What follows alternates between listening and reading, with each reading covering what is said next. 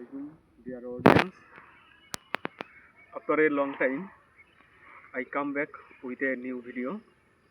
In this session, we will try to learn appropriate preposition. Appropriate preposition is very important of our grammar.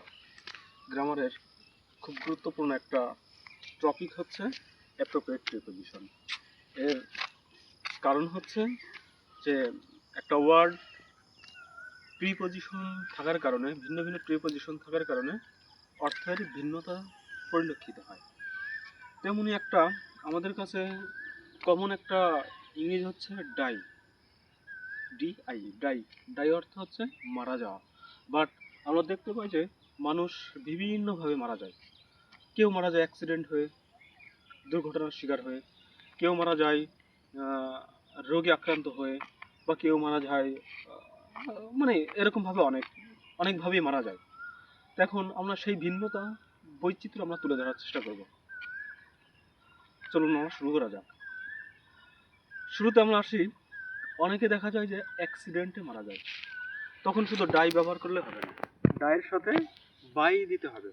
তাহলে কি, he died by accident, সে দুর্ঘটনায় মারা গেছে। আবার অনেকে রোগে আক্রান্ত হয়ে মারা যায়। যখন রোগে আক্রান্ত হয়ে মারা যাবে তখন আমাদের ডায়ের সাথে অফ দিতে হবে। রোগে মারা গেলে হি ডাইড অফ ক্যান্সার, তাহলে কি সে ক্যান্সারের কারণে মারা গেছে। তাহলে বিষয়টা স্পষ্ট যে রোগে যখন মারা যাবে তখন ডায়ের সাথে অফ হবে। আবার অনেক সময় দেখা যায় মানুষ অতিরিক্ত কোনো কিছু খাওয়ার কারণে বা অতিরিক্ত কোনো কিছু করার কারণে মারা যায়। তখন যখন অতিরিক্ত কোনো কিছু কারণে মারা যাবে তখন হবে হচ্ছে ডায়ের সাথে ফরম, FROM, ডায়ের সাথে from. He died from over eating, সে অতিরিক্ত খাওয়ার কারণে মারা গেছে।